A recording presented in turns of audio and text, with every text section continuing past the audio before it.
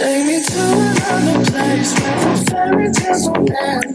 Magical, magical land. Magical, magical land. To another place where the fairy tales don't end.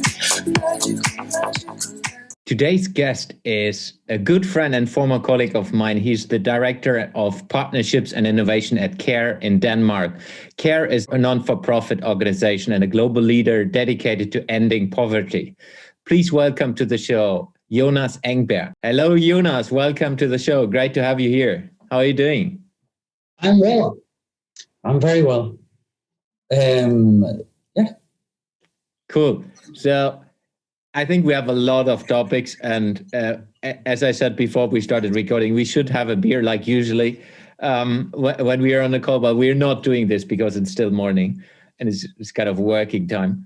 Yes. But before we go into your interesting perspectives on innovation and all of that, let's dive a little bit into who you are and tell us a little bit about your story.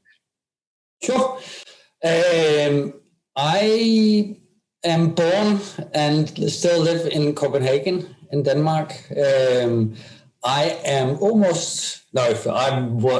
48 years old, live with my two daughters here in Copenhagen, in Østerbro, which I enjoy very much. I've lived a few other places, but I think at this point in time, being locked down as well, I get to see and enjoy sort of where I am. I feel comfortable here. Mm. I have a perspective of also wanting to change things, not so much my personal life, but the world around me.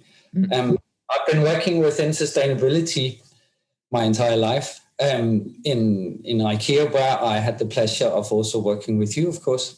But took a conscious choice a few years ago of shifting tracks and doing something I had thought I would never do, which was to go and work for a non-governmental organization, an NGO. I've been sort of working within sustainability in IKEA, sitting across the tables, many NGOs, and always wanting to work through NGOs with the perspective of creating a better world, a better life for the people who need it the most.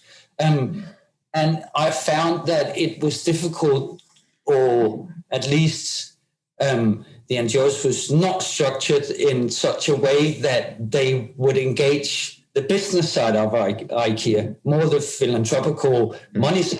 And that's how I think NGOs has been working all along, kind of looking for ways to fund the work that they are doing and then go in and do it themselves, which is fine, and it's worked and it's created a huge difference for many people and have saved millions of lives and things like that. But I landed on a perspective that I thought it would be interesting to kind of change things a little bit and bring businesses, companies, innovators, entrepreneurs into you could say, the machine room of an NGO. So rather than asking for money, invite the companies, the private sector partners with the best solutions into bringing about a solution to the things that we as NGOs identify as the biggest issues. And that perspective brought me to CARE. CARE in Denmark has a very transformative strategy where we, because I joined a couple of years ago, are really trying to transform the way that we're doing things, not to throw away all the things that are working, but build on our knowledge of what are the biggest issues, what do people really want, and then engage with the people who have the needs into identifying the right solutions for solving their issues. And I think it's the most interesting perspective on things. Of course, it's challenging and as things are when you want to change, but it's also extremely gratifying and extremely interesting. That's a long introduction, but that's sort of my perspective on things. I very much believe in supporting necessary changes, and in that we need sort of all the players to get on board in realizing that sort of the vision for a sustainable future for all of us. Yeah. And I love that, and that's also one of the main reasons, except that you're a good friend and we love to talk, that you have a specific angle on driving business and working in an entrepreneurial way and helping entrepreneurs as well getting into projects. So I would love to dig into that a little bit later.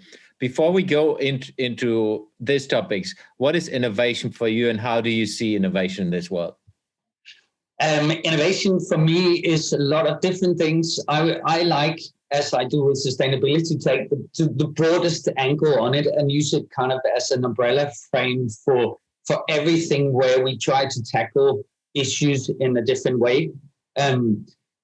I think that we sometimes, because innovation is kind of a new term for many of us, that we use it to describe gradual change. And I don't think that is the case. For me, innovation is where we look at things from a slightly different perspective and come up with something that can help it go in a sustainable way. Sustainable as in, both social, environmental, and economical sense. To me, that's sort of my perspective on innovation. Change the perspective slightly and look at what is it that we want it to be in the future, and in that process, working with everyone you think it can contribute in a good way, but also coming up with something in the process that challenges our normal way of thinking. Yeah.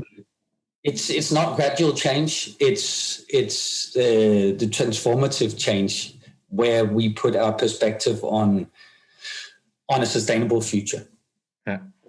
So I would love to dive into one of the examples we have discussed a lot on ecosystem thinking and innovation inside your work and how you do this. So you told me the story about going into Africa and visiting and refugee camps and all of that. Can you give a little bit of background how you built up an innovation ecosystem in that environment? There are many refugee camps around the world, and for most of them, they become small cities. They become societies where people live. Hundreds of thousands of people, even millions of people, live and establish themselves in refugee settlements. And what is sort of an issue that goes again in most refugee camps around the world is that it's a very linear society. Food are brought in, water is brought in, and of course people are kept at a basic level in terms of not starving and having enough water and things like that. But it's also, it takes a lot of there's a lot of negative environmental consequences often. And also a lot of negative social consequences for the people living in refugee camps around the world. That is sort of a perspective.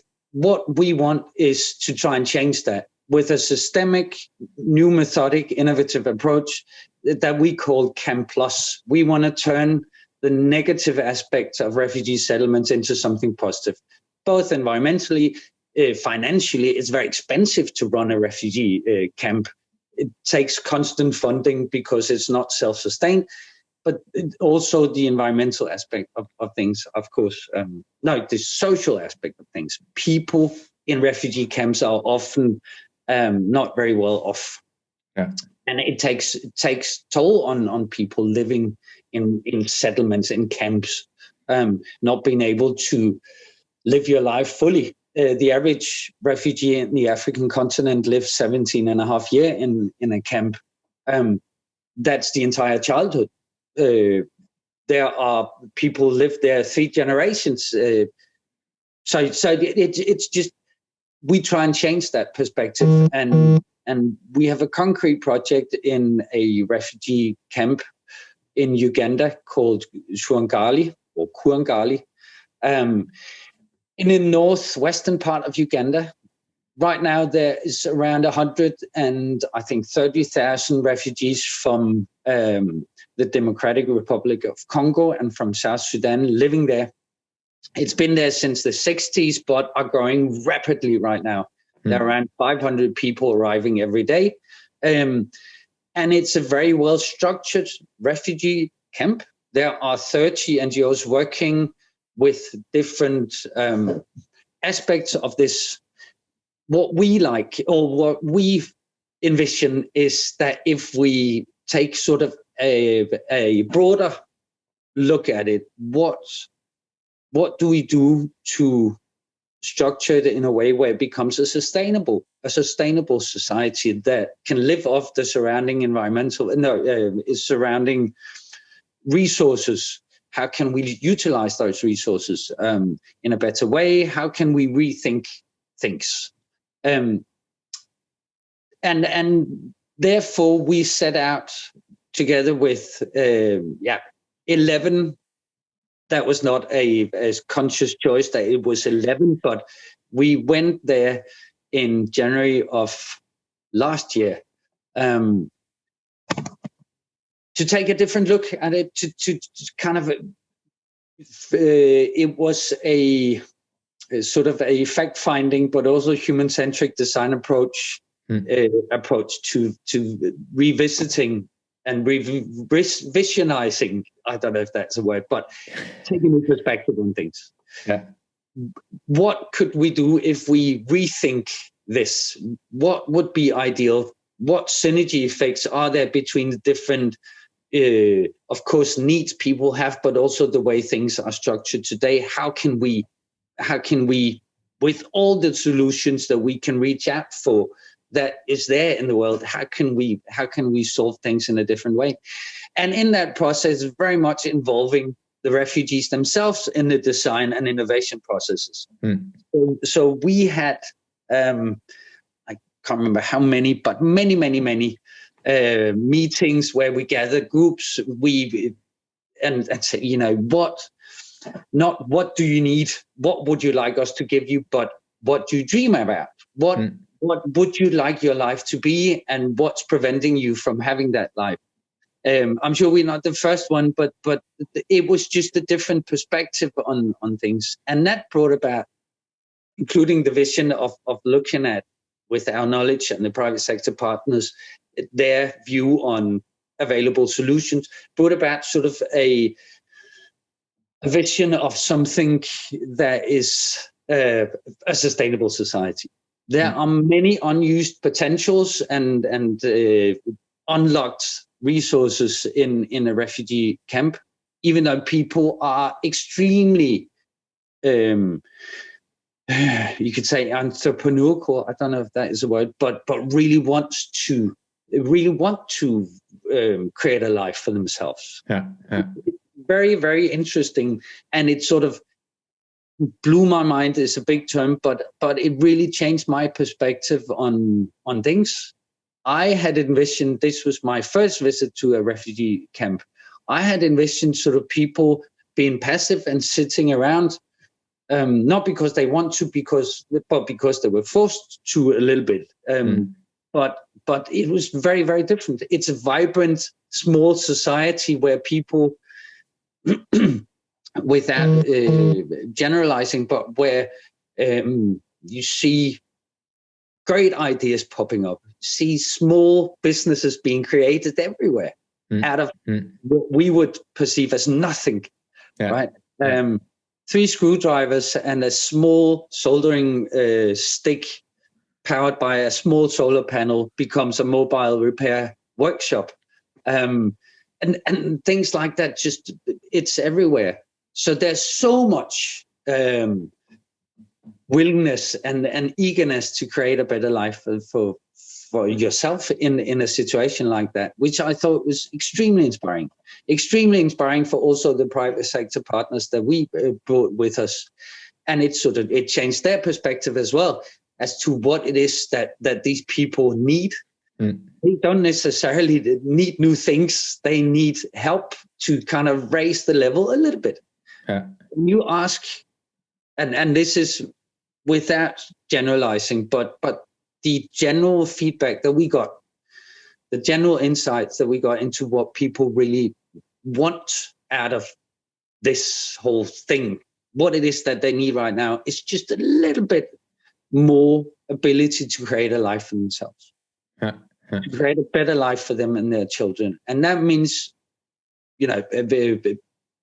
jobs and things like that, but they don't expect us to create the jobs. They would like our help to make it possible for them to create jobs. And it's very, very interesting and inspiring. And it sort of brought me to the conclusion that, of course, we can solve this. If we can solve things in a situation where people have nothing, then we can solve everything. So it sort of also brought about a more holistic approach to, I think, sustainability in general. There are many, many issues that we need to solve, many challenges, but we can do it. Yeah. So if we take this approach and this way of thinking, and we have discussed it a lot, I mean, there might be people out there who are saying, yeah, but then close the refugee camps. If they're living there so long, then it's not a good way in keeping. So make them shittier so that people are not willing to stay there that long. So what is your perspective on that? Yeah, but they come there because they need to. They have nowhere to go. So if you shut down the refugee camps because you don't want people to live there on a long term, they will go somewhere else and establish a camp that then becomes a refugee camp or established somewhere. These people have nowhere to go. They are refugees. They are the people that are worst off in the whole world. Even in a country like Uganda that treats refugees extremely well compared to even the Western countries. They're quite welcoming. Refugees in Uganda are permitted to do a lot of things that they're not permitted to do in many other places. There's no lock on the fence in the refugee settlement. People can go in and out and can interact with the local society. There are a lot of small business relations to the local society and things like that. It's different in Uganda and in many other countries, but we need to have the perspective that these people are there because it's the kind of last resort for them. They have nowhere to go. Then the opposite is like, why not building it from a day one in a way that it is established as a more city-like perspective, that it is welcoming communities? Yeah, and that's a very, very interesting perspective, and one that we thought, many governments around the world will not say yes to that, but if we can kind of impose at least a different, more sustainable perspective from the get-go, it will take less land, it will take less toll on the surrounding environmental, or the natural resources around it. It will mean less stress on local society and things like that. So that is definitely an approach. I don't think we will, and an approach that it's part of this project. We did kind of a drone mapping of this area to also identify where there are unused potential for different structures inside the settlement, so that we could kind of fit more people into the same area, so they don't have to cut down more forests to room for new refugees arriving. It's also a perspective of, infrastructure-wise, utility-wise. If this becomes a more or less permanent refugee settlement, what kind of utilities are needed, and how can that be structured in a better way? I don't think we'll get governments around the world to accept the fact that they are now building small cities. It needs to be something that can gradually become still a refugee camp, but more or less structured as a city. So therefore, it's more an approach from our perspective and the different organizations that are part of organizing a refugee camp, that we need to do things the right way from the get-go. Not saying we want planning permission to build a small city, but say if we do things in a different and more forward-thinking way, it'll take up less space, it'll be cheaper, it'll be more efficient, things like that. So look at the positive aspects of doing things differently and more forward-thinking. Yeah. It's just something that there are so many, and this is an interesting perspective as well. We work both in refugee camps, but also in development projects around the world with rural communities that are not refugees, but have are struggling with the consequences of climate change, for instance. Agricultural societies around the world that are rapidly seeing their lives changing. They can no longer grow the crops that they used to. They can no longer sustain a life at their family farm. And we work a lot with around the world with local societies, local organizations and people. And there are many analogies and many solutions that works well in a refugee settlement that also works well in a sort of a more rural setting. So it's just interesting from a change perspective in general. And it affects millions and millions of people around the world. The sort of the changes that we now see due to climate change, it's what brings most people to flee or move away from what they used to do. And we need solutions and are working with solutions that tackles that. But I can come back to the more, back to that perhaps. It's just interesting. The sustainability aspect of things are evident more now than ever that it needs to be a sustainable solution, whatever we're talking about. Yeah. So if we still take the angle of innovation on this, and let's say, I mean, you're living in Denmark, you're based in Copenhagen. So what could companies and business people and entrepreneurs do to support this way of thinking or learn as well from that way of thinking? Yeah, and I thank you for that, Jens. I think that's sort of what still excites me very, very much, and what we you can say realized. We thought it from the get-go, but also concluded after our initial visit to Uganda, and then consequently later visits as well, is that we want to bridge the gap between the biggest issues and the best solutions. And the best solutions are often out there already. They are not accessible for the people living in a refugee camp. And they are often not accessible or not being brought into play via NGOs because we don't realize it. So what we need to do first and foremost is to bring in on a sort of grand challenge structured approach, put the challenge out there, and then private sectors in both what we call global north and global south. So also private companies in Uganda, private small entrepreneurs in the African continent, of which there are many that can help do this. Need to get involved, or not need, but can benefit from getting involved in solving this. What we see in this specific refugee settlement in Uganda is that a lot of the companies that are now on board are using that as a tool to create sort of new innovative approaches and solutions in their own business. There are concrete examples. We have a consortia that deals with plastic waste recycling and production of plastic products within the settlement.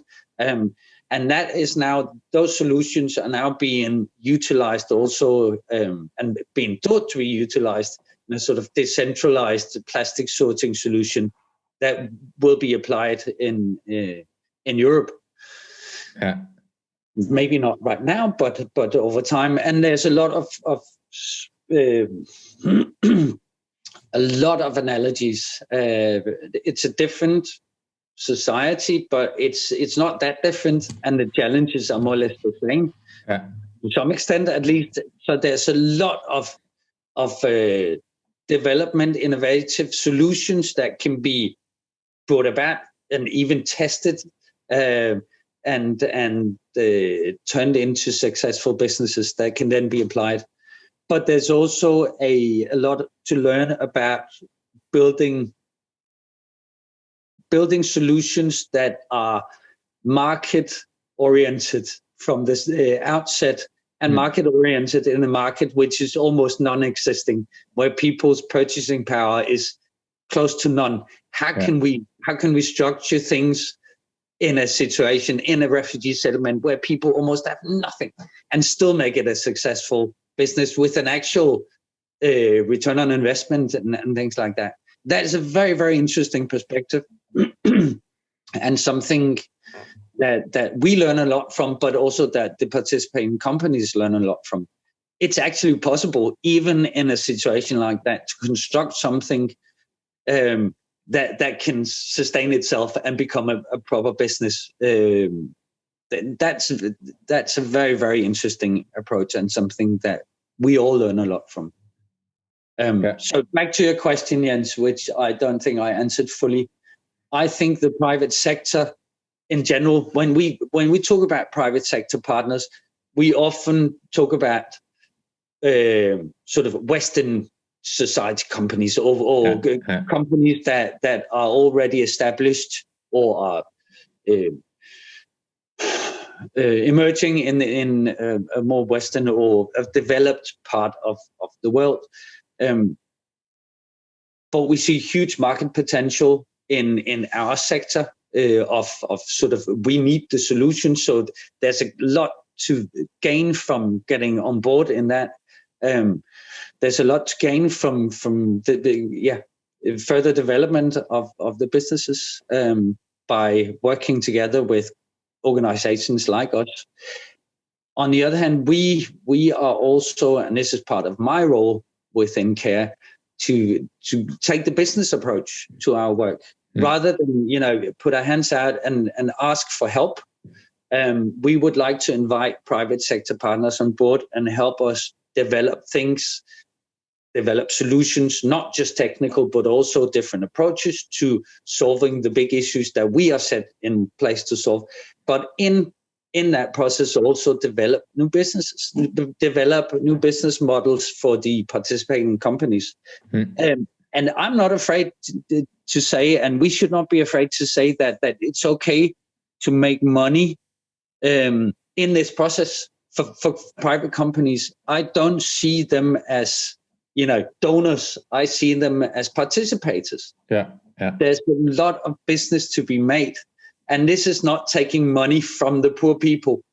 Just to put it sort of in that perspective, it's around creating solutions that benefit the people that we work for by creating a better life for them. And in that process, it's okay that they get a better life. They start earning money. They grow their life, and the participating companies create an earning from that. That's okay. That is how we construct sustainable businesses. Otherwise, it becomes donor dependent over time, and that is a non-sustainable business. Yeah, and I think that's since you started that job and we're discussing it since then, I think that's what I really like about this way of thinking, because it's a mindset. It's a shift of mindset, which is not, hey, we're there to help you and give you. We're there for like empowering you to do it on your own. And if you switch that mindset, that will help everyone in the whole ecosystem of thinking differently and then approaching it from a different perspective. I mean, just if we just take an example, is like a lot of companies are establishing, let's say, innovation labs and like different groups of how they can innovate around different topics. And they do this in fancy places. They do this in Silicon Valley. They do this in Shanghai. They do this in Berlin. So that, what if they take a different approach and saying, hey, we're a technology company, we're developing something that's so far out right now, let's test it in a completely different environment, because we're completely constrained in the way of how we can approach it, which will then enable innovation and enable innovative thinking in a completely different mindset, but it will help the world to be a better place. Yeah, no, absolutely, Jens, and that's a very, very interesting perspective. And we should also, in that process, realize that what we call the developing world are super tech savvy and come up with sort of even mobile money, which we based all of our mobile payment technology on. Actually rose from Kenya. They were one of the countries that first took that on. There are so many small tech startups around the African continent. So many small entrepreneurs inventing something in a different setting, of course, but it's a very, very vibrant. I'm afraid of generalizing again, but I would assume, as you say, the perspective of testing things in a new setting, which is sometimes challenging, but can also bring about totally new perspective on things. And I think we need that often. The innovative ecosystem is just, I'm not saying that it becomes an echo chamber, but sometimes we kind of repeat the conversations, and by opening up to people in a totally different setting, you also get a new perspective on things. It's extremely interesting, and it also it sort of helps everyone change the perspective on the world. We cannot. I mean, and this is, of course, I need to say this coming from an NGO who works in the developing part of the world, but a world where the gap between poor and rich is increasing is an unsustainable world. So and we need to close that gap. And that's true as well. I mean, we're both living in the Western world, but even there is the gap is getting bigger, which means we need to build systematic change, which isn't. That's why I'm all about the language of business will change the world, because we are able to empower businesses to do good things in the world, and you can do that still in the same country. It's better than doing nothing, but that requires a long-term way of thinking. It's not a quick win from hey, I'm printing money after this. That's a long-term perspective of how can I change the world and how can I empower people. And in return, you will get value for it. And it might not be monetary value straight away. No, that's true. It can be, but we should not exclude so kind of the long-term positive effects on exactly trying to re-innovate, not just the way that we as an NGO work, but also the transformative change to your own business is just very powerful in this, I think, and we see just great examples of.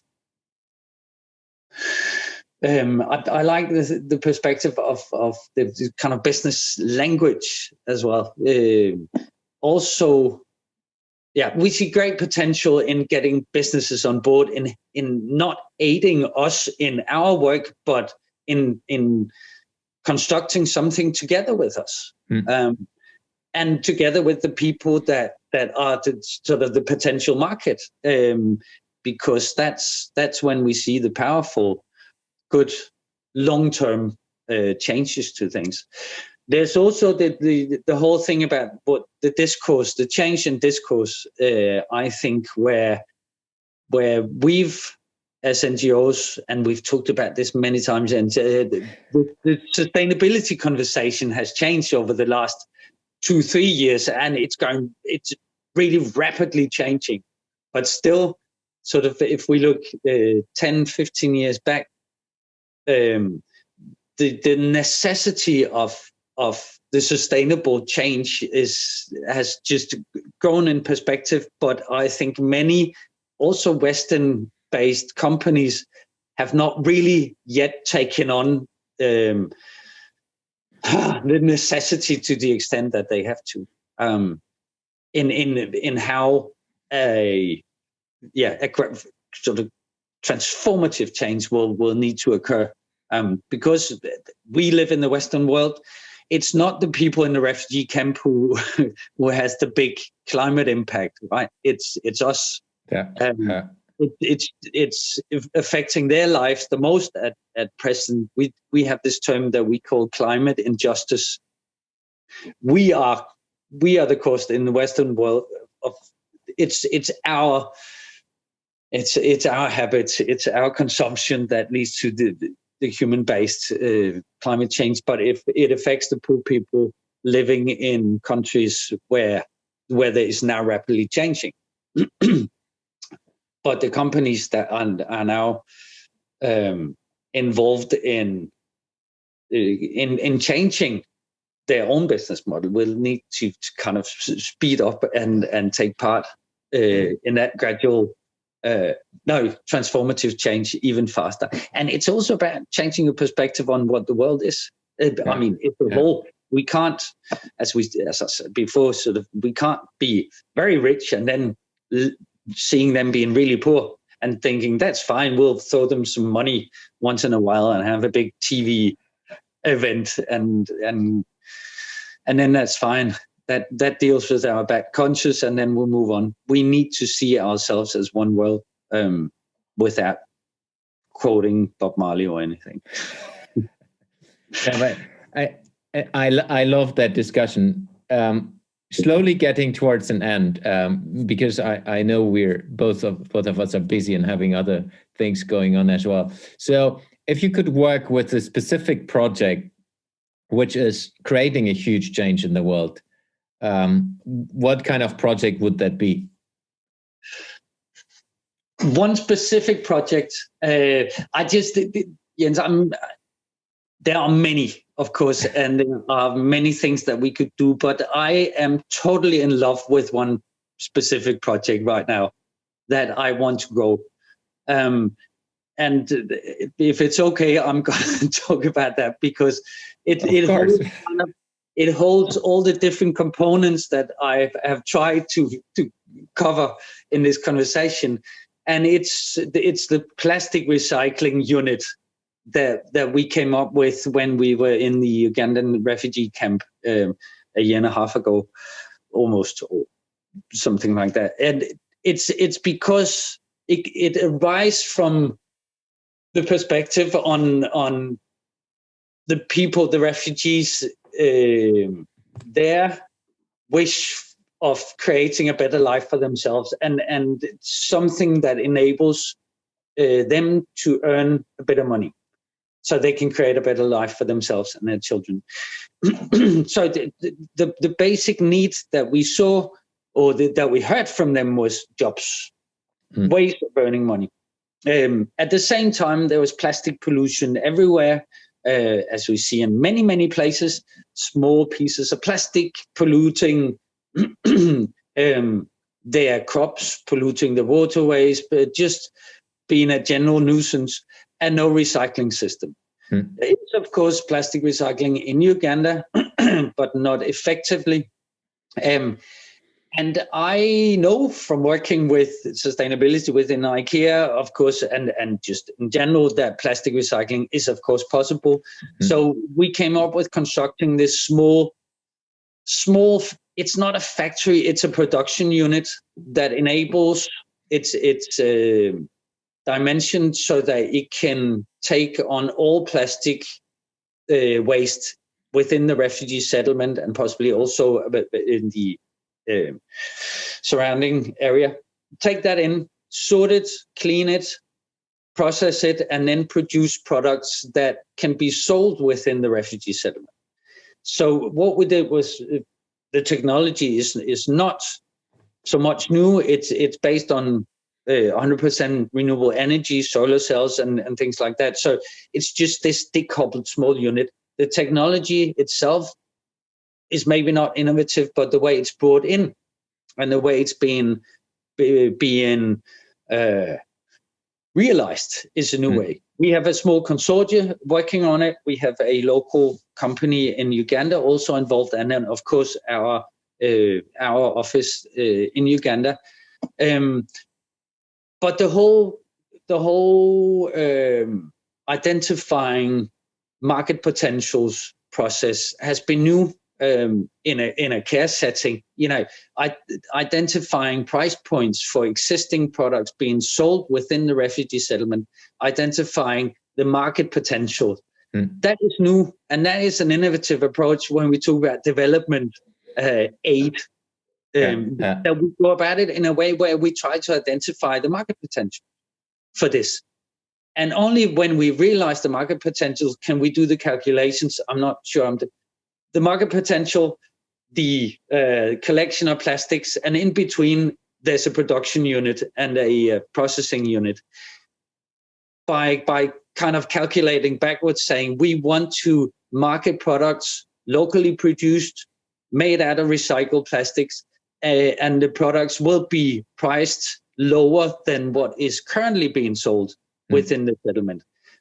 That whole business setup it's extremely interesting and holds so much potential for changing the life for many people. So it's being constructed right now.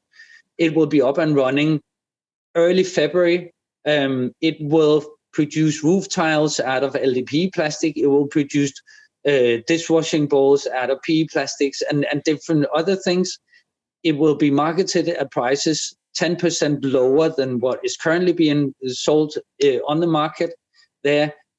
Plastic products produced in China. So there's an environmental impact reduction there. But we also create 40 jobs directly in this production unit, and then the whole collection and retail part is not even calculated into that. So that small business setup there holds huge potential.